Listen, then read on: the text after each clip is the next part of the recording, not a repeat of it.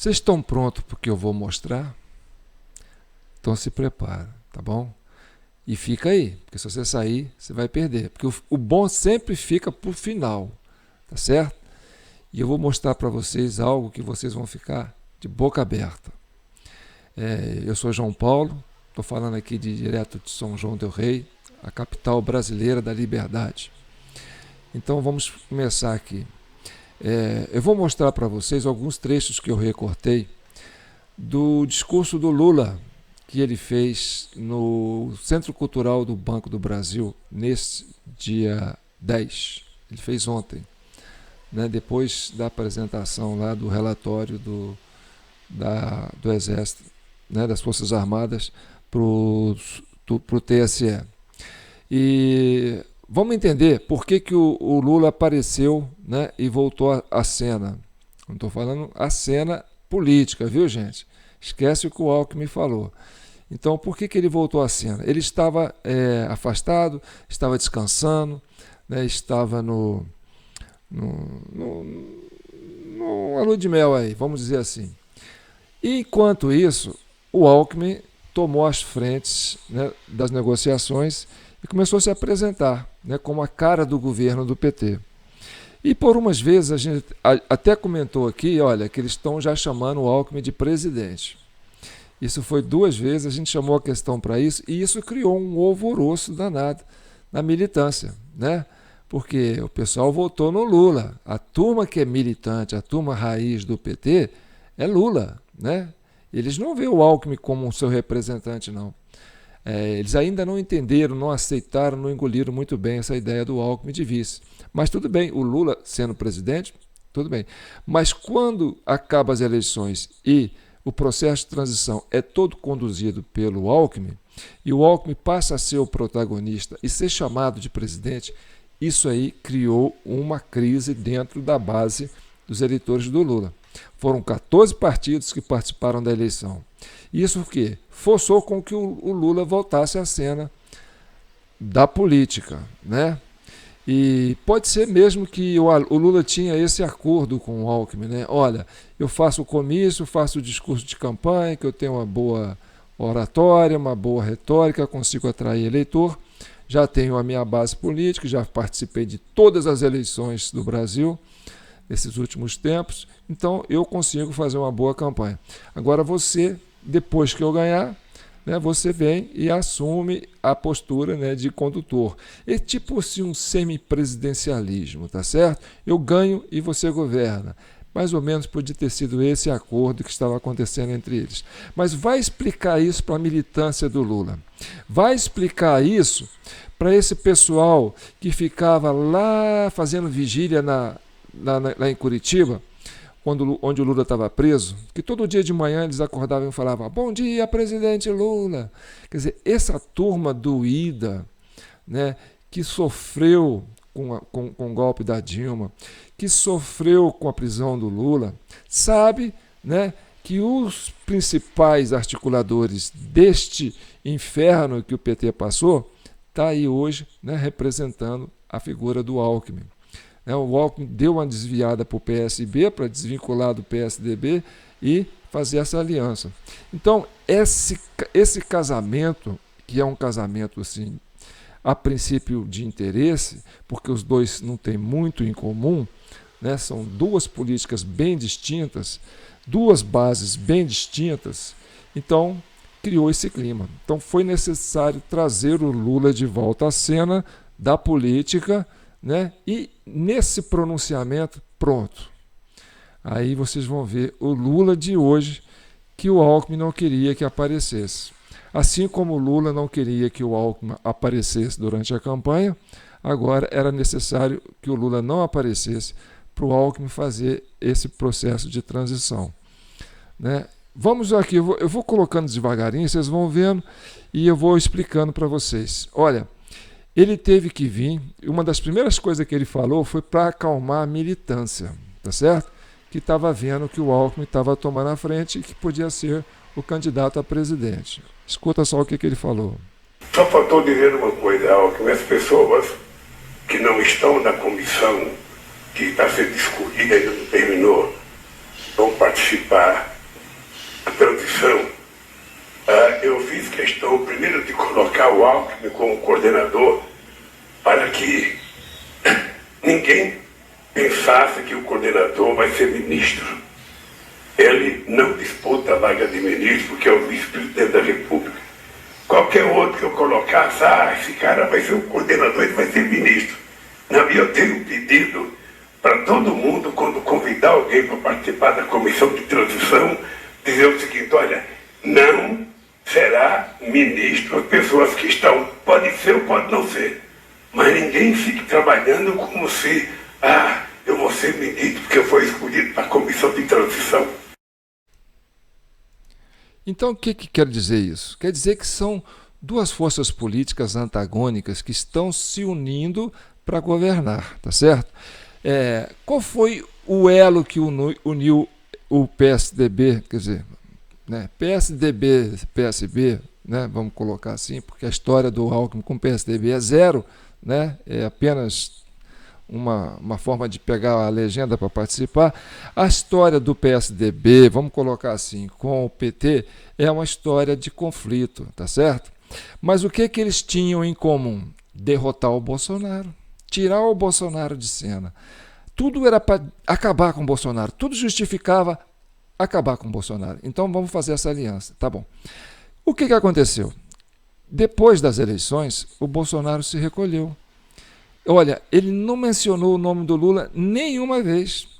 A única vez que ele apareceu publicamente, depois das eleições, foi para pedir, né, o povo brasileiro que desobstruísse as vias públicas, para não atrapalhar o direito das pessoas de irem e vir, mas respeitando, né, a liberdade de manifestação, tá certo? Essa foi a única aparição do Bolsonaro. Depois disso ele não apareceu mais, né? E também não quis reconhecer ainda a vitória do Lula, né? Mas ele também não é o direito dele, ele pode ter que reconhecer uma hora, mas ainda a princípio, né, ele está aguardando os fatos.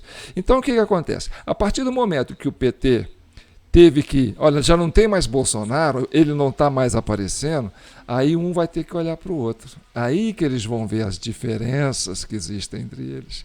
Aí os conflitos vêm. Tá certo? Agora vamos para uma outra parte interessante. Olha só, ali na hora, o Lula falando sobre a parte crítica quando o PSDB deu golpe fatal no PT, tirando o PT do governo. E ele fala isso com o Alckmin presente. Ele constrange o Alckmin. O Alckmin deve estar pensando assim: putz, o que eu estou fazendo aqui? O que eu fui arrumar? Onde eu fui amarrar minha égua? Né? Então, vamos ver só a postura do Lula com relação ao confronto, ao histórico dele com o PSDB, que está ali de vice. E que está se aparecendo, né? Aparecendo como o protagonista do governo atualmente. Vamos ouvir. Esse país teve um impeachment de uma mulher, tomou mentira com uma pedalada, a pretexto de melhorar esse país. Esse país viveu o maior processo de negação da política que eu conheço na história. Neste país, eu fui acusado das maiores infâmias, sem que o acusador jamais pudesse provar. Eu não tive que provar a minha inocência. Eu tive que provar a culpa de quem me acusou. Você viu? E essa foi uma indireta, né? Ou quer dizer, uma direta no queixo do Alckmin. O Alckmin ali, cercado, só ele, né, do PSDB, né? E cercado de petistas por todos os lados. Então aquele desabafo, né? Aquilo é desconcertante. Gente, nós estamos construindo uma coisa assim que não dá para imaginar, né, o que é essa aliança. Então vamos continuar. Agora ele vai falar, aí ele começa a metralhar, né? Veja bem, o cara que acabou de ganhar para presidente, o que ele tinha que fazer? Um discurso de conciliação, né? Olha, ele está eleito, olha, o povo elegeu ele, então olha, vou governar para todos. Eu agora sou o presidente dos brasileiros. Mas olha só como o Lula está meio assim descompensado. ele ainda continua atirando para todos os lados. Ele não se coloca como um presidente eleito. Ele se coloca como um candidato derrotado e rancoroso. Quer ver? Vamos ver o que ele fala das polícias militares. E vocês sabem que não foi a disputa entre dois homens, não foi a disputa entre dois partidos políticos, não foi a disputa entre dois candidatos, foi a disputa entre um candidato e a máquina do Estado, porque ela foi utilizada na sua totalidade, a inteligência, a polícia federal, a polícia rodoviária, a polícia pública de cada estado que tiver envolvido. Vocês perceberam?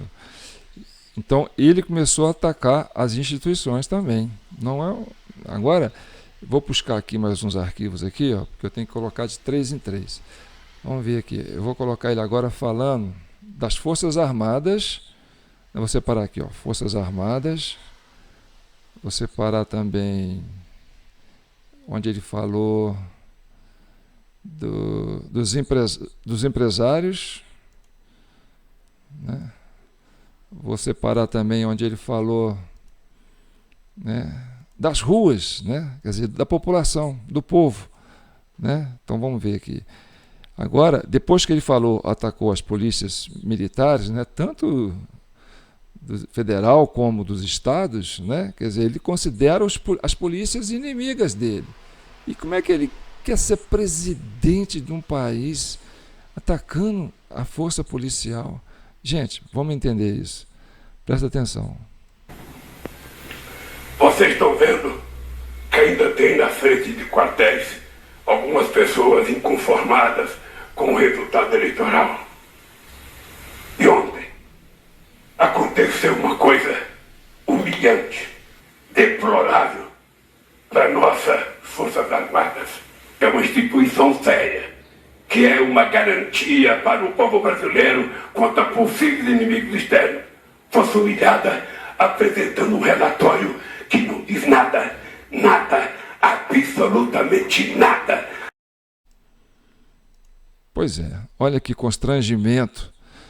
O Exército, as Forças Armadas, vamos dizer, né, que essa comissão das Forças Armadas que compôs, né, esse processo de acompanhamento, ele não tinha que tomar partido, ele não tinha que falar, eu estou aqui para defender Bolsonaro. Não, eu não estou aqui para dizer quem ganhou. Não, ele foi chamado para fazer uma avaliação do processo de eleição, do processo de votação das urnas. Era uma preocupação do Exército, né, fazer uma checagem se essas urnas eletrônicas têm alguma possibilidade de sofrer algum ataque interno e externo. Tá certo? E o relatório que as Forças Armadas apresentou, embora ela reconheça, né, ela não desqualifica o processo das urnas eletrônicas, que isso não é o papel dela, mas ela colocou que ela teve limitações para poder fazer o acompanhamento, que não foram disponibilizados para ela, né, o conhecimento do código-fonte, que é um termo técnico, mas que é muito importante para você entender como a urna está funcionando, como é que é o processo do programa que está recebendo isso. Então isso foi omitido para eles. Eles não tiveram sim, condições de fazer essa avaliação. Por quê? Porque não foram disponibilizados. Né? O Superior Tribunal Eleitoral, né, limitou o processo da comissão.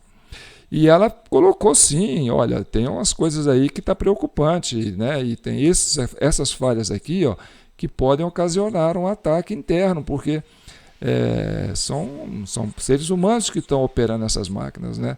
Então a gente tem essa preocupação e a gente gostaria de conhecer o código-fonte que vocês usaram. Então essa é uma cobrança, até uma certa forma, vocês têm que apresentar isso para a gente ter uma posição para dar um relatório, um final de relatório mais conclusivo.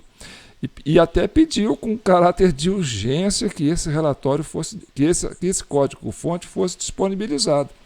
E o TSE parece que não quer disponibilizar esse código-fonte.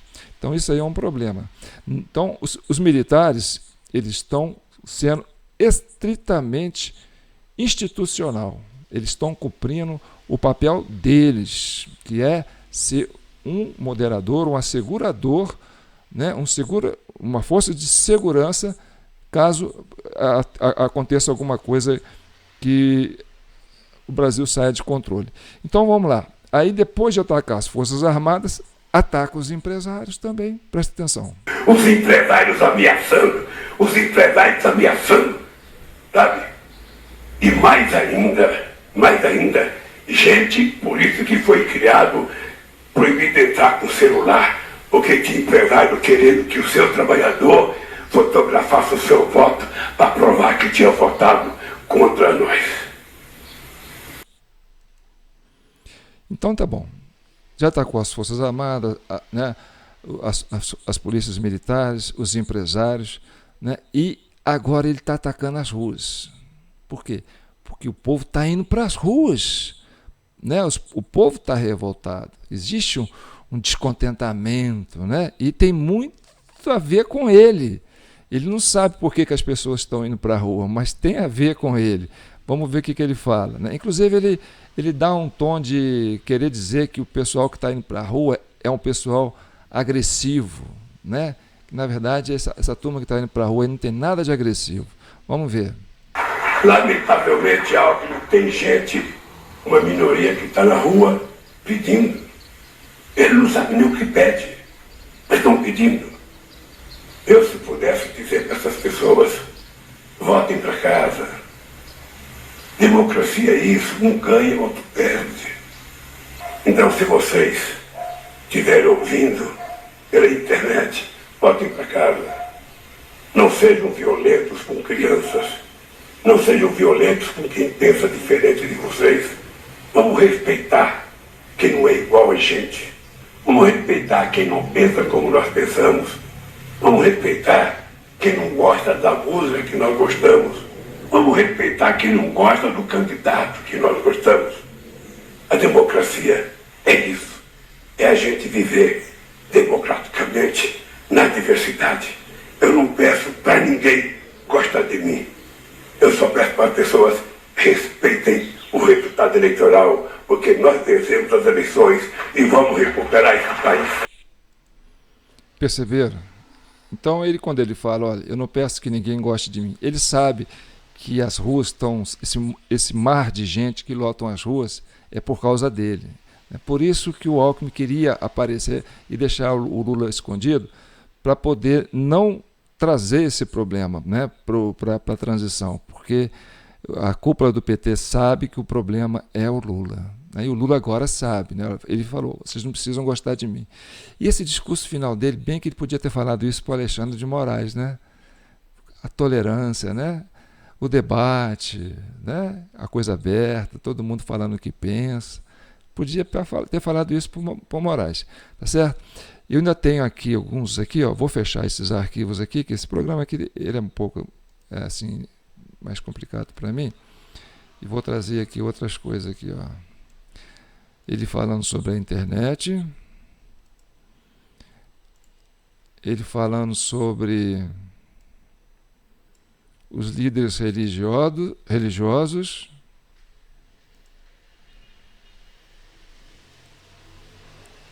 ele falando sobre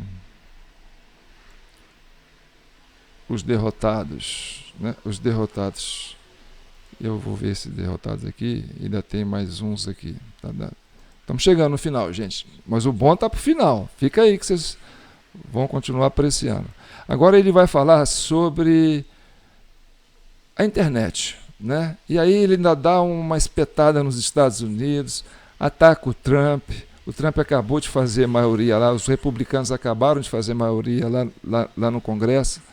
Por quê? Porque o presidente Biden está fazendo uma política externa muito bélica, né? Ele está quase criando uma guerra, a Segunda Guerra Mundial. Então, os americanos perceberam, né? Olha, esses democratas aqui são ambiciosos demais, eles são megalomaníacos, eles querem controlar o mundo. Né? Então vamos mudar o Congresso aqui para dar uma freada nessa turma. Tá? Então vamos ver o que ele fala sobre a internet, né? E sobre os Estados Unidos. Eu nunca tinha visto nada na minha vida. Nada. A indústria de mentiras que foi inventada desde as eleições do Trump nos Estados Unidos, a eleição de 2018 e agora, é uma coisa que é inimaginável que a gente possa fazer uma lição num processo desse, em que milhões e milhões e milhões e milhões de notícias falsas, 24 horas por dia, difamando as pessoas, falando mal. É porque na época o pessoal estava falando, olha, um ex-presidiário, um descondenado e tal. E na verdade era uma realidade. E aí foram para cima da Jovem Pan. A Jovem Pan teve que suspender alguns dos seus apresentadores. Que na verdade, olha, o que fizeram com a Jovem Pan foi uma sacanagem tão grande. Mas a Jovem Pan, o que aconteceu com isso? Ela fez uma divisão celular. Sabe por que é uma divisão celular? Quem estuda biologia sabe, né? Você tem uma célula e aí quando você dá uma explosão, ela multiplica. Então, agora tem várias Jovem Pans aí, né, com outros nomes. Por quê? Porque as pessoas que eram jornalistas, né, que estavam ali fazendo muito sucesso, eles começaram a fazer outros programas independentes. E a Jovem Pan continua a Jovem Pan e os funcionários, quer dizer, aqueles apresentadores, né, estão abrindo novas frentes. Então, quer dizer, está se multiplicando. É uma multiplicação celular. É a divisão das células e elas vão se multiplicando. O tecido vai crescendo. Então, isso aí foi até uma certa forma positivo, né, para quem quer defender a liberdade de expressão. Aí ele vem e fala da religião, aí ele dá uma cutucada nos líderes religiosos, também que é um tema muito polêmico, um Brasil que é um Brasil extremamente religioso, né? Muito católico, com muitos evangélicos hoje também, então ele mexe num ponto muito delicado. Olha o que ele fala. A fé e a religiosidade das pessoas é uma coisa sagrada, a nossa espiritualidade é uma coisa nossa, muito íntima, pois até com isso eles mentiram, contando mentiras e contando mais mentiras. Tá certo? Não vou nem comentar, porque religião a gente não gosta de comentar. E aí tem uma aqui que ele fala sobre derrotados. Eu não sei o que é não, mas depois eu vou assistir, porque é tanta coisa. A gente vai assistir e depois eu tento te explicar o que ele está falando aqui. Agora que chegou ao fim, ele ainda não reconheceu a derrota. Seria tão fácil fazer como fez o Alckmin quando disputou comigo. Seria tão fácil fazer como fez o Serra quando disputou comigo. Pega o telefone e liga, olha, parabéns pela tua vitória. E anuncia ao país. Esse país tem um perdedor e tem um ganhador. Ele ainda não teve coragem de fazer isso, como Saddam Hussein morreu, sem ter coragem de reconhecer que o Iraque não tinha armas químicas. Então, compara o Bolsonaro como Saddam Hussein, né? E olha que constrangimento para o Alckmin, gente. Porque o Alckmin era o PSDB, né? É o PSDB, né? E aí ele fala, olha, faça como o Alckmin que perdeu para mim, faça como o Serra, outro PSDB que perdeu para ele, né? As duas eleições que ele ganhou em cima do PSDB. Então ele ainda tira uma onda, né? Isso aí, porra, o Alckmin fica, puta merda, né? Que eu fui colocar minha égua, entendeu? É isso, gente. O Lula tem essa coisa que ele não deixa ninguém crescer em torno dele, né? Se você ficar por perto, você tem que ser joaninha, né? Se você virar uma abelhinha, pum, ganha uma ferroada. Então, já está colocando o Alckmin no lugar dele. Pô, o Alckmin, você conhece o discurso do Alckmin, né? O Alckmin foi o cara que pegou pesado com ele na época que ele estava aí, vou te colocar na cadeia, vou voltar com a cena do crime. Então é uma relação muito tensa. Isso não dá certo, gente. Não sei como é que você está com a cabeça de fazer isso. Até hoje eu não entendo, entendeu? Vamos continuar. Vou acabar agora, tá certo? Tá chegando no final. Esse final é muito bom, vocês vão gostar. Presta bem atenção no que vem agora. Deixa eu separar aqui. Né? Aí tem mais aqui, tem só mais 3, tá certo? Ele vai falar do Bolsonaro, ele vai falar do judiciário, né? E tem uma fala final dele aqui que eu deixei interessante, vamos acabar com ela. Tá certo? Então tá. Então presta atenção. Ele ainda está na disputa eleitoral, ele ainda acha que o Bolsonaro é o candidato ainda, e ele está ali puxando o voto, querendo destruir o candidato. Ele não parou de falar do Bolsonaro, entendeu? O Bolsonaro ainda não falou nada, nem mal dele, nem bem, nem deu notícia, né? E aí ele começa a tirar para todo lado. Presta atenção no que ele fala do Bolsonaro. Portanto, o presidente Bolsonaro tem uma dívida com o povo brasileiro. Peça desculpa pela quantidade de mentiras que foi contada nessa eleição e pelas ofensas que fez à urna eletrônica, que é um modelo que o mundo inteiro teria que lutar. A maior economia do mundo está contando papelzinho até agora. A partir de agora, vocês vão ter paz, porque vocês não vão ter um presidente desaforado querendo intervir na Suprema Corte, querendo intervir na Justiça Eleitoral. Um abraço, eu estou viajando segunda-feira para o Egito, sabe? Já vou ter no Egito mais conversa com lideranças mundiais, um único dia, do que o Bolsonaro teve em 4 anos. Então, agora o Bolsonaro consegue fazer maioria na Câmara. Coloca lá aquela multidão lá dentro. Como é que esse cara pensa em governar atacando o líder que colocou uma bancada desse tamanho no Congresso? É impeachment na certa. Ele está batendo de frente com o cara, ele nem tomou posse, já está batendo de frente com a maior liderança popular hoje. As ruas hoje, quem põe gente na rua com a multidão que ele põe, ninguém faz isso, é o Bolsonaro. Entendeu? E ele está quieto. Ó. Se as pessoas estão indo para a rua, não é porque ele está mandando ir, não. As pessoas estão indo para a rua porque, Lula, você é o problema, Lula. E olha, Lula, eu vou te falar do fundo do meu coração. Não, vou deixar para falar no final. Vamos agora ver aonde ele coloca o judiciário, tá certo? Aí vocês vão gostar de ver isso. Não é possível. Não é possível. Os ministros da Suprema Corte não podem ir num restaurante, não podem ir num cinema, não podem sair de casa. O presidente do Tribunal Eleitoral, que teve uma coragem estupenda, que é um homem que teve um comportamento exemplar, que é orgulho de todo o Brasil, e não importa se o Alexandre de Moraes é conservador, não importa se ele seja progressista, não importa se ele seja de direita, de centro, o que importa é que ele foi de muita coragem e muita dignidade na lisura e no compromisso de dirigir essas eleições. Viu? O Alexandre de Moraes é a figura número 1 para ele. Se ele pudesse, ele lançava o Alexandre de Moraes para 2026, né?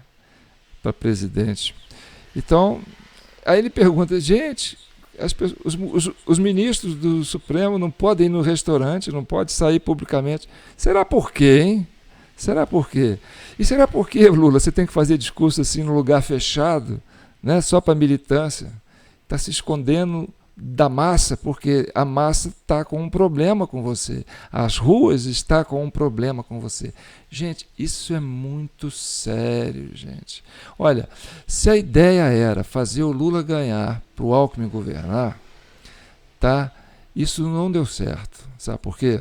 Porque é diferente, são duas figuras bem diferentes, são duas forças políticas bem diferentes.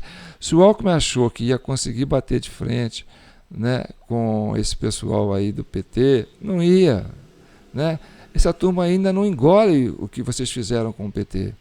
Né? Eu volto a repetir, aquele tempo que o Lula ficou preso, a queda da Dilma, né, a turma lá fazendo vigília, o presidente acordava, todos os dias eles lá, bom dia, presidente. Gente, esse povo está muito doído. A gente não faz isso com um povo desse, não. São povos simples, povos que têm uma história com esse Lula. Entendeu? O Lula, o Fernando Henrique já aposentou, né? O Serra, coitado, nem sei se está na ativa. O Zé Sarney, quer dizer, o Lula é dessa geração, gente. Vocês trazer o Lula para ganhar as eleições, para depois colocar o Alckmin, se for o caso. Ah, a gente ganha, o Alckmin vai administrar. Vocês viram aí como é que o Alckmin se posava ali na frente, ficava o Mercadante de um lado, a Grace do outro, e o Alckmin falando. Gente, isso aí é complicado, gente, isso não dá certo. Não faz isso com o povo brasileiro, não faz isso. O povo brasileiro não merece isso, tá certo? E olha, eu lamento, eu acho que o Lula tinha que ter uma história melhor para construída. Eu acho que o Alckmin devia refletir muito sobre o que ele fez. Tem muita gente pulando do galho, Alckmin. Tem muita gente abandonando essa. Vocês vão ficar sozinhos, pelo jeito, entendeu? Ninguém vai se aventurar nisso, porque isso não cola, tá certo? Então tá. Isso está acontecendo, gente. Isso deve ter uma explicação, né? Isso talvez, essa explicação de o vencedor ter que ficar rancoroso, ter que ficar, né, assim, evitando as ruas, porque isso aí é uma anomalia eleitoral, né? Quem sabe essa explicação pode estar no código-fonte das urnas eletrônicas. Vamos abrir esse código-fonte aí para a gente conhecer direitinho. Às vezes tem alguma coisa aí que possa dar uma explicação. Porque, gente, eu nunca vi isso na minha vida. Um candidato ganha a presidência no voto direto e vira um inimigo da sociedade, pega o microfone e joga, né, lenha na fogueira, sai atirando para tudo quanto é lado. Ataca todo mundo, ataca as Forças Armadas, as polícias militares, os empresários, os religiosos, né, as ruas. Né? Gente, o povo está manifestando, eles estão no direito deles, e estão fazendo de forma pacífica. Gente, eu não vou nem falar da parte econômica, porque a parte econômica já derrubou a bolsa aí, já disparou o dólar, porque o que foi colocado aí criou uma turbulência muito grande. Eu trouxe só a parte política para esse debate, entendeu? Então, gente, eu acho assim, eu nunca vi isso na minha vida. Nisso eu concordo com o Lula. E eu vou terminar com essa última fala do Lula. Eu espero que o Brasil tenha bom senso e serenidade, tá certo? Isso não se faz, gente. Eu respeito a vida do Lula, certo? Eu não acho que o Lula estava em condições de hoje ser candidato. Ele devia mesmo era aposentar, ser reconhecido como um cara que foi uma liderança e tal, né? Podia até perder essa eleição, ia sair assim bem respeitado, porque foi uma disputa dura. A gente teve dois ex-presidentes, né? Dois presidentes disputando uma eleição, Lula com 2 mandatos, o Bolsonaro com 1, né? Isso é uma coisa inédita, foi uma disputa assim bonita, né? O povo se envolveu. Então, quer dizer, se Bolsonaro tivesse, né, ganho, né, e o Lula tivesse perdido, ele ia sair de cabeça erguida e eu acho que ele ia ter recuperado, né, muito um pouco da sua história, né? A gente ia passar um pano em cima desse passado dele, mas quando o cara vem para o confronto, tem um ditado na política que diz assim, olha, prego que se destaca quer levar martelada na cabeça. Então, não era hora de sair da cadeia e ir para as eleições. Percebe? Olha a questão, o último candidato que correu com a Dilma foi o Aécio Neves, daqui de Minas Gerais, ele tem aqui raízes aqui em São João do Rei, aquela gente boa, tá? Mas também foi envolvido nesse imbróglio todo, essa briga de PT com o PSDB, aquela coisa do abraço do afogado, vocês derrubaram a Dilma, eu vou derrubar o candidato de vocês também. E aí queimou o capital político do Aécio, um cara novo, cheio de ambição, estava aí querendo construir uma carreira política. Hoje ele disputa para deputado aqui, quietinho, ele não põe a cabeça para fora, porque o pessoal ainda tem resistência com isso.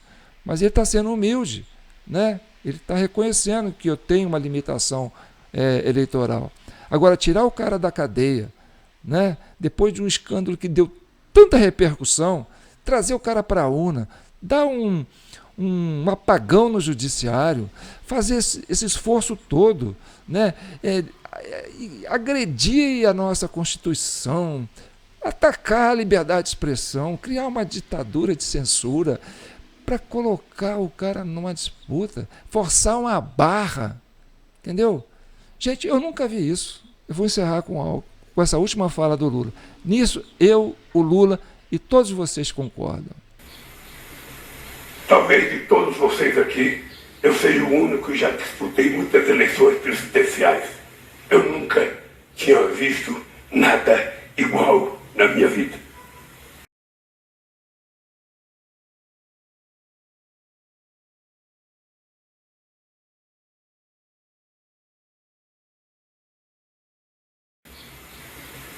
Talvez de todos vocês aqui, eu seja o único que já disputei muitas eleições presidenciais.